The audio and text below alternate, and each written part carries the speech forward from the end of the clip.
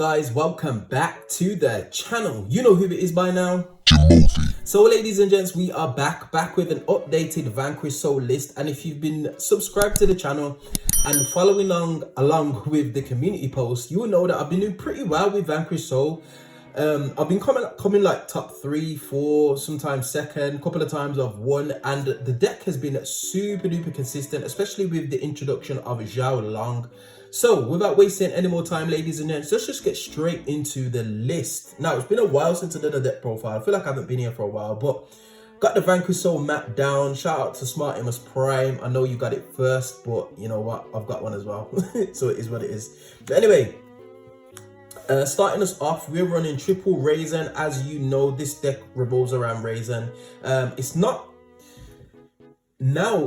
actually too bad, especially with the introduction of Jiaolong. You can do a few lines where you cannot see Raisin and still play, still make some plays, but you do need to see Raisin at some point. The earlier the better, so we're maxing out on him. Also maxing out on triple Borga. Now, I know some people say that Borga should be at 2. I kind of like him at 3, to be honest. Yeah, just goes without saying. Along with another one of the big boys, or 2 of the big boys, Caesar Valius. Again, you don't necessarily need to play him at 2, but I'm playing a slightly higher count. I believe I've got like 46 cards in a deck, and I'll explain why I've got 46 when I get to some of the spells. But I'm playing 2 Caesar Valius. Again, I like to see. I'm also playing the double Dr. Madlove. Now, I dropped this down. I was playing this at 3. And you know what, ladies and gents, you can go ahead and do that if you want to. But she kind of loses her value, especially if you've got Jiaolong in a deck. You can typically search a Vanquish Soul spell or trap using Jiaolong's effect, which more times than not, you will be getting off. So she becomes less valuable, but she's also a normal summon. So I didn't want to be bricking on too many normal summons, so I decided to just go with the 3 Raisin and obviously the 2 Madlove. She doesn't do much by herself, but she does put a body on board and potentially help to facilitate some plays.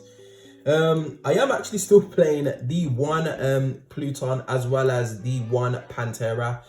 I might consider dropping a Pluton for another Jiaolong. I do have 3 Jiaolong, and I didn't want to see overkill in my hand, and I wanted a bit of variety, but Pluton doesn't really do much apart from being a target that you can search off Raisin or even Jiaolong for that matter, just to get another fire attribute in hand. But there are some other ways you could do that. That slot could easily be Kashtira Rise Art, for example, because I am playing Fenrir, spoiler alert.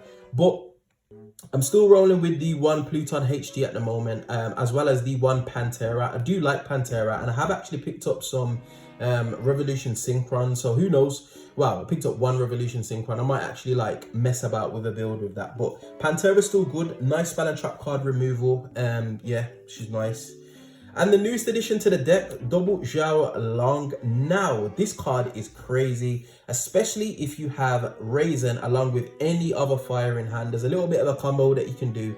And with regards to Vanquish Soul, there's no like single way of playing the game, like, well, facilitating combos. It's kind of like you have to kind of like see what your opponent's doing and kind of mold your hand to well, be a bit more reactive to what they're doing and kind of like establish a board, which is something that I like about Vanquish Soul, because you do have to think about your plays inherently. Otherwise, you will just get KO'd. Like, it's not even a joke. Onto some of the hand traps. Triple Ash Blossom. Goes without saying, it's Vanquish Soul. When you fire attributes, it's Ash. Most generic hand trap in the game. Probably going to be in everybody's deck until the end of time, and Konami knows that, hence the rarity collection. Triple DD Crow. These could have been Bestials, but I feel like DD Crow is really strong now, especially with 2 elements, especially with stuff like heavily reliant on the graveyard at the moment. Curly's another one. When they try and resolve their monsters to go into an XYZ material, you can just DD Crow the target. So I feel like DD Crow is really strong. It's a dark for Borga as well, so it does help your engine, and it's not once per turn, so yeah, nice. Triple Droll and Lockbird. Now, this is a locals tech. Typically at my locals, a lot of people are playing hand traps. There's a lot of Dark World running around, so inherently I'm running into Droll and Lockbird. This card could just be in your side deck, and if you, depending on what your local environment's like, you could potentially put this in your side deck and put a few other cards in its place. But I'm maining as Drolls just because I don't want to lose to Dark Worlds. I try not to lose to Infernobles. And it kind of like shuts down a few other more of the rogue strategies that I keep running into at locals. I'm also playing the double Ghost Ball and Haunted Mansion. Nice card. I'll be honest, Ghost Battle is a little bit underrated. It's not as impactful as some of the other cards, but especially with the way that Vanquish Souls plays, you do have a lot of card advantage, and Bao can just stop something that you would seemingly think is insignificant, but when it's backed up by a board full of like monsters, Borga, I don't know, Caesar Valius with a pop, like it does become a little bit more impactful. So I like to run the 2 Ghost Bao, and she's an Earth attribute nonetheless. So that's it for like the engine. Well, say hand traps and main engine. Onto some board breakers as well as a little bit of a starter. We got triple Fenrir, goes without saying. Again, Konami's gonna hit this card at some point. This card's silly. Yeah, nothing else needs to be said. Like, no matter what happens, you put Fenrir on the board, people will prioritize the Fenrir because depending on when you want to offload his interaction, you can get rid of like key pieces, and him just being on field, gaining your resources turn after turn, it's just crazy. So I do like the triple Fenrir. I'm also playing the 1 Kurikara. I decided to bump it down to 1. This card is not as impactful as it used to be. It does come up against Pearly, which is the reason why I've kind of left it in there. I can see it from time to time. I do have the other 2 in the side deck, and that is one of my main outs to Pearly. Hence why I've still got it in the main deck, because we've got a couple of Pearly players that are locals now, so I kind of need to main deck this. Along with a Dino Wrestler Pancratops. He has made the return, ladies and gents. I realize why this card's busted. Like, tributing for cost is just crazy. Like, it's absolutely crazy. Like, yeah, skill drain, just get popped. Like, you can beat over monsters, you can beat over most bestials, to be honest. Yeah, it's just he's crazy card. So yeah, 1 Dino Wrestler Pancratops, and that's it for the monsters, ladies and gents. It's quite a heavy monster count, to be honest, but I don't know, it seems to be working for myself. Next, onto the spells, we've got triple Stake Your Soul. This goes without saying. Starts off your whole quote-unquote combo, getting bodies onto the field for free, basically. I'm also playing the 1 Vanquish Soul Dust Devil, the 1 Vanquish Soul Continue, as well as, I'm going to put this in this section, the 1 Vanquish Soul Snow Devil. This card, this card's crazy. The reason, you know, the funny thing is, I actually keep this card in going second most of the time, because at first I was siding it out, and then I actually thought about it. I was like, this card actually starts your engine. So if you manage to get a rock on field and add back through rock, whether that be on your turn or your opponent's turn, and especially if you've got like Raisin or access to something that's going to do something, you can actually start some plays off, which is just a little bit crazy. So it specs 1 from hand, it burns your opponent, specials 1 from hand, and it depends on how many attributes you reveal. If you reveal all 3 of the dark, earth, and fire, then you get all 3 effects. So you can spec 1, burn, your Vanquish Soul monsters can't be destroyed by card effects, and then if you've got all 3 attributes, you destroy all monsters your opponent controls. Now, what you do need to keep in mind that is Rock of the Vanquisher is not a Vanquish Soul monster, which obviously makes a lot of sense because it would be busted otherwise. But yeah, Rock of the Vanquisher is not a Vanquish Soul monster, so if you got to make sure that you've used Rock before you kind of like try to resolve this, otherwise you're not going to get the most value out of Rock. But there's a few times where this card has literally won me the game. Like, if you stack its burn damage along with Borga's burn damage, you're burning for like over a couple of turns, upwards of like 4,800 life points. This does 18, and Borga can do like 15 on your turn, 15 on your opponent's turn. So it's crazy what this card turns into. Very, very value it. And then obviously under resolution, you can get any of the unsummon effects of like Mad Love or even your Raisin. So really, really crazy. Next for consistency, triple Pot of Prosperity goes without saying. This card also needs to get hit. I'm also running double triple tactics talents, as well as the Rotor and the 1 Lightning Storm.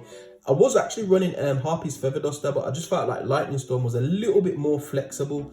It does suck a little bit if you draw this and then you've got like a Rock of the Vanquisher on field, but more times than not, like if your board gets broken, typically you'll just have no monsters on field, just the way that Vanquish Soul plays, basically, because the boards that they put up are not really intimidating, to be honest. Like, they're very, very easy to kind of like out, but they're difficult to play through, especially with the amount of interaction, and that's why I like the deck, basically. So yeah, I went with a 1 Lightning Storm. And then finally for the traps, I've gone with triple There Can Be Only One. And I've said this a few times, and I think I've said this in my community post. This is the most unfair thing that the deck does, and it's non-engine, which is a little bit of a shame because it means that it can't compete with some of the decks out there that inherently do something unfair. And it seems like a bit of the way that Konami seems to be designing decks at the moment, where there has to be some kind of unfair thing that they do in order for them to be like really competitive. Kashtira was a Rise Heart. Telements is just the sheer fact that they can just play through like a billion negates, as well as play on your opponent's turn. So yeah, TC Boo is the only thing that you can really do that will slow your opponent down. And some decks can play through it. Like I've seen Rescue Ace play through this card. They've still managed to resolve their Turbulence. So yeah, it's a powerful card nonetheless. That's why I main it. It's an easy side out if you're going second. As obviously going first, you want to see it. As for the card count, ladies and gents, I played 46, and the reason that I played 46 is mainly because I value Prosperity, and I feel like Prosperity is 6 cards into my deck, so I just see it as any copies of the cards that I've already got in there. So the way that I view it is that I'm playing 43 cards. Yeah, so that's just a little bit of a notion there. Right, onto the extra deck, ladies and gents. We have Triple Rocker, the Vanquish. I don't care what anybody's saying. I'm playing 3 until the end of time. If you want to play 2 and try and be a hero, that is entirely up to you. But I do value 3. It does come up from time to time. If you randomly get 1 ripped out of your extra deck, at least you've got like 1 more to play with. So definitely running 3 in my opinion. Also want a Linger Rebo just because there's a few players trying to play Iblilock at my locals. Again, this is very flexible, can be anything that you need it to be. 1 Dark, the Dark Charmer Gloomy. Nothing needs to be said about that. Very powerful card. I've taken SP Little Knights with this card. It's crazy. Yeah, I don't own an SP Little Knight, but I've used it a few times and it hasn't been mine, so quite interesting there. Also play 1 Nightmare Phoenix. The Coaling Arrow with Rocker the Vanquisher is really nice as well, so that does come into play. Onto the XYZs, we're playing 1 Plan B Baguska. Sometimes you can just sit on this, especially if I'm playing against like branded or anything else. I'll prioritize the Baguska and try and like just turbo into him because it does solo branded. Yeah, it is actually crazy the way that it interacts with branded. So yeah. 1 Battling Boxer Dempsey. Sometimes you can get a couple of 4s on field and you can actually facilitate searching a Raisin. Doesn't always happen, but yeah, it can work from time to time, so that does help. 1 Abyss Dweller. Telements in a format. We need some way to stop them. Abyss Dwellers that way. I was playing Parallel Exceed for a while, but I don't recommend you do that, ladies and gents. I just feel like it's too inconsistent to be something that is quite needed in the deck. You're better off just going into your Pantera and trying normal summon a Raisin or like a Dr. Madlove, for example. I'm also playing the 1 Divine Arsenal AA Zeus the Sky Thunder along with his smaller but bigger brother Superstar Slayer Typhon Sky Crisis. I love this card. This card's crazy. Yeah, nothing much needs to be said about that. And then finally, ladies and gents, for the extra deck, we've got 1 Meteorologic Aggregator, 1 Golden Cloud Beast Malong, 1 Garura Rings of Resonant Life, as well as the 1 Outer Entity Entis. And if you guessed why I'm playing these cards, it's because I'm playing Ultimate Slayer in the side deck, ladies and gents, and these are just my Ultimate Slayer targets. I've kind of thought about Ultimate Slayer and I'm potentially thinking about changing up for Super Poly. I feel like Super Poly will be a little bit more impactful than Ultimate Slayer. It has been good, but there's been times when I just haven't seen it and my extra deck is just like null and void. So at least with Super Poly, I could potentially like main it and have another way of like going first and cracking boards, or just having a little bit of a crackback if my board gets broken, for example. So yeah, that's it for me. And then very quickly onto the side deck. Like I mentioned, triple Ultimate Slayer. I really wanted to play this card. It's finally playable now with a Rise Heart out of the format. Very powerful card, not once per turn. You know how it goes. Double Triple Tactics Thrust. If I had 3, I would play. In fact, that's a lie. I do have 3. I managed to pull an ulti, but I'm kind of like trying to keep that in a bit of a pristine condition. So I'll just play the double secrets for now. As well as the 1 Harpy's Feather Duster, along with triple evenly matched. Let's get rid of those back row matchups, because believe it or not, Vanquish doesn't play too bad into back row, but if it does get hit by any kind of like floodgate, like we're stuck here. So yeah. This is my Pearly out, triple Divicarnate with 1 in the main, 2 in the side. Yeah, nothing needs to be said. as well as the other Pantera and the Dr. Madlove. Sometimes I side these in, especially if I want to see a few more monsters and a few more starters. Just because sometimes it can be a little bit difficult to play past a normal summon being disrupted, especially if it's like Raisin or something and a pop it. At least with a Pantera, you can still get into rock, add back, and then potentially play on your opponent's turn. So yeah. And then I'm also siding the double Bestials with one Magnamut and one Juiceworm. Obviously, Magnamut can search Caesar Valius as well, hence why I haven't really gone in any further. I probably would potentially put in another Juiceworm and probably take out the Madlove for that slot, but that's it.